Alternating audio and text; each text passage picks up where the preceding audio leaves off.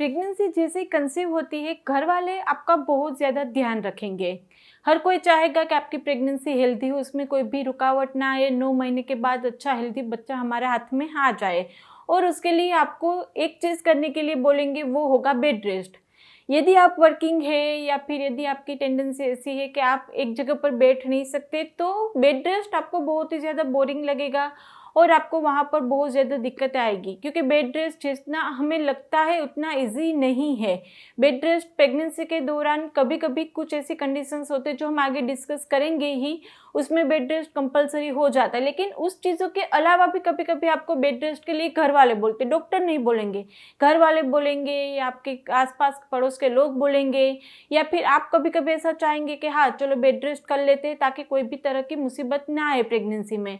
तो bed rest कब-कब ज़रूरी है और कब-कब आप बेड रेस्ट ना करें तो भी चलेगा। उसमें से भी यदि आपकी 1 या 2 बार प्रेगनेंसी आगे खराब हो चुकी है, तो आपको बेड रेस्ट के जो इन्विटेशन आएँगे वो बहुत ज़्यादा आएँगे। हर कोई ऐसा ही बोलेगा कि इस बार ध्यान रख लेना, बेड रेस्ट कर लो आप। तो क्या आगे यदि आपको अबॉर्शन हुआ है तो बेड रेस्ट करना ज़रूरी है इस प्रेगनेंसी में? ये बहुत बड़ा और बहुत ज़्यादा पूछा जाने वाला सवाल है। तो उसमें भी देखो, बच्चा आगे मिस हो गया तो उसमें भी बहुत सारे रीज़न होते हैं। वो कौन से रीज़न में आपको बेड रेस्ट इस प्रेगनेंसी में करना चाहिए और कौन-कौन से ऐसे रीज़न थे, यदि उस रीज़न की वजह से बच्चा खराब हुआ था तो इस प्रेगनेंसी में रेस्ट की ज़रूरत नहीं है। ये सारे वीडियो में हम डिस्कस करने वाले हैं फ्रेंड। तो आखिर तक जुड़े रहिएगा। वीडियो अच्छा लगे तो उसको शेयर कर दीजिएगा, लाइक कर दीजिएगा, और अभी तक गर्भगुरु को सब्सक्राइब नहीं किया तो कर लीजिए, आपके लिए बिल्कुल ही फ्री है। तो चलिए शुरू करते हैं। प्रेगनेंसी के दौरान कब-कब आपको बेड रेस्ट करना चाहिए, स्ट्रिक्ट बेड रेस्ट करना चाहिए, और कब-कब आपको वहाँ पर हल्का-फुल्का बेड रेस्ट करना चाहिए, यानी कि थोड़ा सा आप काम कर सकते हैं, और कब आपको बिल्कुल भी रेस्ट की ज़रूरत नहीं है। जैसे हमने आगे बताया था, बेड रेस्ट 2 तरह के होते हैं। एक बेड रेस्ट ऐसा होता है जिसमें स्ट्रिक्ट बेड रेस्ट की ज़रूरत होती है। आपका खाना भी आपको बेड के ऊपर बैठ के ही खाना पड़ेगा और आप बैठ भी नहीं सकते, आपको सिर्फ़ और सिर्फ लेटे रहना पड़ेगा। जी हाँ, बैठने की भी मंजूरी जिस बेड रेस्ट में नहीं होगी। सिर्फ़ और सिर्फ आपको लेटे रहना है, सोते रहना है, उस तरह का बेड रेस्ट आता है। दूसरा बेड रेस्ट होता है जिसमें आप बैठ सकते हैं या फिर आप एक साइड पे सो सकते हैं। यदि कभी-कभी आप टॉयलेट के लिए उठना चाहें तो उठ सकते हैं, कभी-कभी आप बाहर डाइनिंग टेबल के ऊपर बैठ के खाना चाहें तो खा सकते हैं। यानी कि आप वहाँ पर रेस्ट करेंगे लेकिन कंप्लीट स्ट्रिक्ट बेड रेस्ट के ऊपर नहीं होंगे। और तीसरा तरह का ऐसा होती है कि जहाँ पर आपको बिल्कुल भी बेड रेस्ट की ज़रूरत नहीं है, चाहे वहाँ पे आगे आपको वहाँ पे बच्चा मिस होने की हिस्ट्री हो, लेकिन इस बार में आपको बेड रेस्ट की ज़रूरत नहीं है। तो सबसे पहले बात कर लेते हैं कौन-कौन सी ऐसी कंडीशन है जहाँ पर आपको स्ट्रिक्ट बेड रेस्ट करना चाहिए। देखो, प्रेगनेंसी के दौरान कभी-कभी ऐसा होता है कि आपकी जो बच्चेदानी होती है उसका जो आपके अंदर बच्चे का ग्रोथ जैसे-जैसे होगा वैसे-वैसे बच्चेदानी भी बड़ी होगी, और उसके बाद क्या होता है कि बच्चेदानी का मुख कभी-कभी इतना कैपेबल नहीं है, इतना सक्षम नहीं है कि वो बच्चे का वजन अपने ऊपर उठा पाए। तो बच्चेदानी का मुख होता है वो 9 महीने तक बंद रहता है। बिल्कुल अंदर आप पिन तक नहीं घुसा सकते, उतना वो बच्चेदानी का मुख बंद रहता है।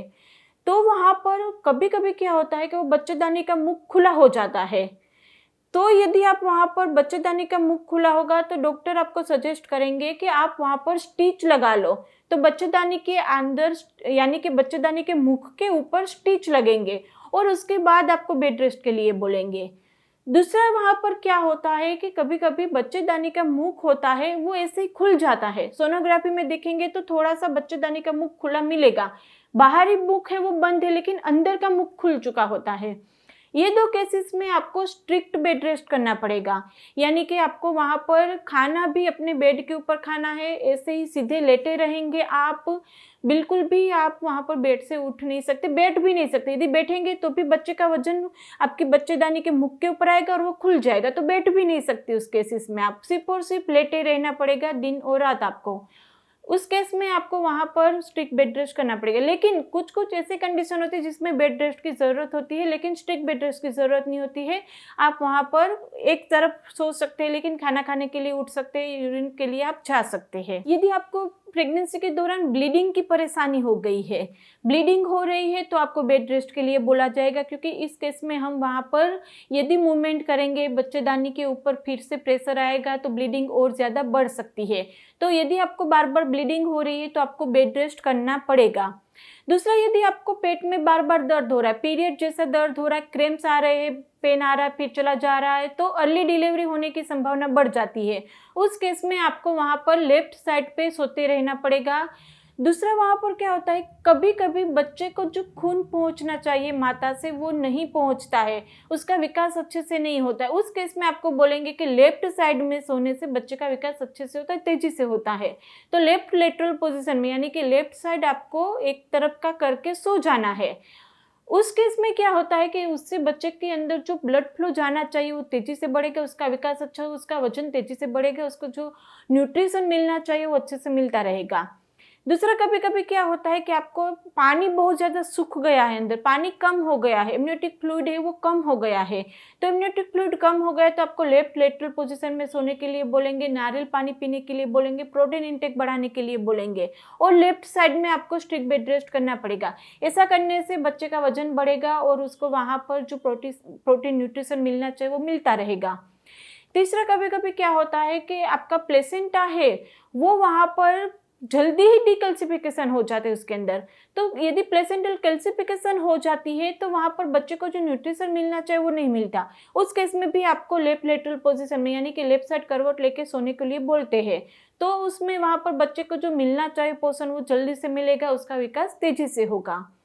यदि आपको वहाँ पर प्लेसेंटा प्रीविया है, प्लेसेंटा प्रीविया होगा, आपको वहाँ पर प्लेसेंटा होता है वो बच्चेदानी के मुख के ऊपर होगा। जनरल केस में प्लेसेंटा कहाँ होता है, वो आपकी बच्चेदानी के इंटीरियर भाग में होगा या ऊपर की तरफ होगा। लेकिन यदि प्लेसेंटा आपको नीचे की तरफ बच्चेदानी के मुख के ऊपर ही है तो क्या होगा कि यदि आप वहाँ पर मूवमेंट करेंगे, बेड रेस्ट नहीं करेंगे तो वो वहाँ से डिटेच हो जाएगा और वहाँ पे ब्लीडिंग की दिक्कत हो जाएगी। कभी कभी जल्दी प्रेगनेंसी भी जल्दी डिलीवरी भी हो सकती है। तो उस केस में आपको कंप्लीट बेड रेस्ट करना पड़ता है।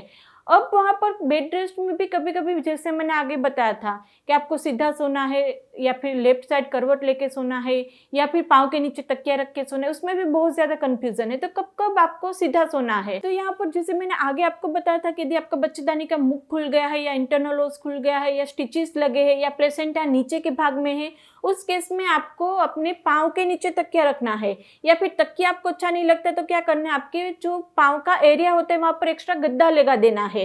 आधा गद्दा वहाँ पे इसी तरह से लगा दो आप, ताकि पाँव का जो एरिया है वो ऊंचा हो जाएगा और हेड होगा वो थोड़ा सा नीचे रहेगा। इस पोजीशन में आपको, यदि आपका बच्चेदानी का मुख खुला है या प्लेसेंटा प्रीविया है तो आपको इस तरह से सोना पड़ेगा, पाँव ऊपर करके सोना पड़ेगा।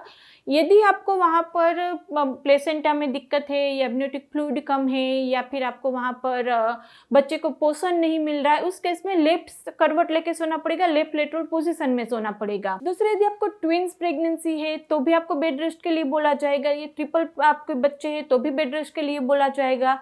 तो ट्विंस में या ट्रिपलेट्स में जो बेड रेस्ट होता है उसमें आप ऐसे ही अगर स्ट्रेट सो सकते हैं। यदि आपका ब्लड प्रेशर बहुत ज़्यादा बढ़ जाता है या डायबिटीज़ बढ़ जाती है तो आपको वहाँ पर सोने के लिए बोलेंगे, बेड रेस्ट के लिए बोलेंगे। उस केस में आप वहाँ पर स्ट्रेट सो सकते हैं। या फिर आपको सिर्फ और सिर्फ ब्लीडिंग की दिक्कत है या फिर पेन हो रहा है तो आप स्ट्रेट सो सकते हैं, तो आपको वहाँ पर तकिया नीचे रखने की ज़रूरत नहीं है। अब बात कर लेते हैं कौन सी प्रेगनेंसी में पहले 3 महीने में बेड रेस्ट करना चाहिए। देखो, जिसको आगे वहाँ पर प्रेगनेंसी रुकी थी और जैसे ही प्रेगनेंसी रुकी 10-15 दिन के बाद या 2 महीने के बाद तुरंत ही ब्लीडिंग शुरू हो जाती है, बहुत ही तेजी से ब्लीडिंग शुरू हो जाती है और उसमें बच्चा बाहर निकल जाता है। उसी केस में यदि आपको वहाँ पर दूसरी बार प्रेगनेंसी रुकती है तो बेड रेस्ट करना पड़ेगा इस प्रेगनेंसी में पहले 3 महीने में स्पेशली। लेकिन यदि आपको बच्चे की धड़कन रुक गई थी या फिर ब्लाइटेड ओवम आया था, प्रेगनेंसी में सोनोग्राफी के दौरान आपको पता चलेगा कि ब्लाइटेड ओवम था, जिससे ऐसा होता है कि हेल्दी प्रेगनेंसी नहीं है, वो निकाल देना पड़ता है। या फिर केमिकल प्रेगनेंसी थी, सिर्फ और सिर्फ यूरिन प्रेगनेंसी टेस्ट पॉजिटिव है, 8-10 दिन के बाद वहाँ पर ब्लीडिंग शुरू हो गई थी। या फिर बच्चे की धड़कन आई थी लेकिन बच्चे की धड़कन चली गई। ये सारे केसेस ऐसे हैं जहाँ पर बच्चे के अंदर एब्नॉर्मलिटीज़ होने की चांसेस बढ़ जाती है, यानी कि क्रोमोसोमल डिफेक्ट थी या फिर इम्यूनोलॉजिकल डिफेक्ट थी या फिर वहाँ पर बच्चे के जो जीन्स होते हैं, हॉर्मोन्स होते हैं, वो दिक्कत थी, आपके अंदर हार्मोनल इम्बैलेंस थे, उसके चलते वहाँ पर ऐसे हुआ था। तो उस केस में इस प्रेगनेंसी के दौरान आपको वहाँ पर बेड रेस्ट करने की ज़रूरत नहीं है, यानी कि आपका मिस्ड अबॉर्शन हुआ था या ब्लाइटेड ओवम था या केमिकल प्रेगनेंसी थी, उसके चलते आपका 1 या 2 बार मिसकैरेज हो गया है, अब आपने प्रेगनेंसी कंसीव की है, तो आपको उस केस में इस प्रेगनेंसी में बेड रेस्ट करने की ज़रूरत नहीं है। उसके अलावा मैंने आगे जितने भी आपको रीज़न बताए उस केस में आपको बेड रेस्ट करना चाहिए। लेकिन आपकी हेल्दी प्रेगनेंसी है, कोई भी दिक्कत नहीं है, वहाँ पर आपका बच्चे का वजन भी अच्छे से बढ़ रहा है, उसका ग्रोथ अच्छे से हो रहा है, आपकी प्रेगनेंसी के अंदर कोई भी कॉम्प्लिकेशंस नहीं, डॉक्टर के द्वारा आपको किया गया नहीं है सुझाव कि आपको बेड रेस्ट करना चाहिए, तब तक आपकी प्रेगनेंसी में किसी भी तरह के बेड रेस्ट की ज़रूरत नहीं है। लेकिन कभी कभी क्या होता है कि डॉक्टर बोलते हैं आपको बेड रेस्ट की ज़रूरत है, आपको लेफ्ट साइड में करवट लेके सोना पड़ेगा तो बच्चे का विकास अच्छा होगा, है ये। लेकिन कभी कभी वहाँ पर बेड रेस्ट जो होता है 9 महीने तक या 7 महीने तक या 5 महीने तक सोना, डेली सुबह में, रात में, दोपहर में सोना पड़ता है, वो ऐसा आसान काम नहीं है। तो बेड रेस्ट है वो किसी को अच्छा नहीं लगता है, बोर हो जाते हैं, कमर दर्द हो जाता है, मस्कुलर पेन हो जाता है। तो ऐसे में कभी कभी डॉक्टर के द्वारा बोले गए बेड रेस्ट में भी ऐसा बोलते हैं कि घर पे कोई काम करने वाला नहीं था, मैं ही अकेली थी तो मुझे काम करना पड़ा, या फिर मुझे अच्छा नहीं लगते थे सोते सोते, थोड़ा सा इधर उधर काम कर लिया तो क्या जाएगा, मैं काम कर लेती हूँ। तो यदि आपको स्ट्रिक्ट बेड रेस्ट बोला गया तो आप स्ट्रिक्ट बेड रेस्ट करना आपके लिए है, बच्चे के लिए है। ऐसे में आप वो गलती ना करें। कभी कभी ऐसी गलती की वजह से भी बच्चा खो देने तक की बारी आती है। तो यदि बेड रेस्ट बोला गया है डॉक्टर के द्वारा तो आप बेड रेस्ट कीजिए, यदि नहीं बोला गया है तो आपको बेड रेस्ट करने की कोई ज़रूरत नहीं है। तो जब भी आपके डॉक्टर के पास जाए आप उससे पूछ सकते हैं। इसमें से भी कुछ क्वेरी है, कुछ कन्फ्यूजन है, कुछ आपके दिमाग में वो डाउट्स आ रहे हैं कि इस कंडीशन में ज़रूरत है या नहीं, तो आप हमें कमेंट बॉक्स में पूछ ही सकते हैं। हमें इंस्टाग्राम पे फॉलो नहीं किया तो वहाँ पर भी फॉलो कर लीजिए, वहाँ पर Q&A सेशंस होते रहते, जल्दी से आंसर मिल जाएंगे। और वीडियो बहुत ज़्यादा इन्फॉर्मेटिव था तो ज़्यादा से ज़्यादा लोगों तक शेयर करना ना भूलें। वीडियो अच्छा लगे आपको तो लाइक तो बनता ही, एक लाइक कर दीजिएगा। और अभी तक गर्भगुरु को सब्सक्राइब नहीं किया तो कर लीजिए, ऐसे नए नए वीडियोस आपके लिए लाते रहेंगे हम। तो चलिए फ्रेंड, फिर से जल्दी से मिलेंगे, तब तक के लिए stay healthy, stay happy, bye.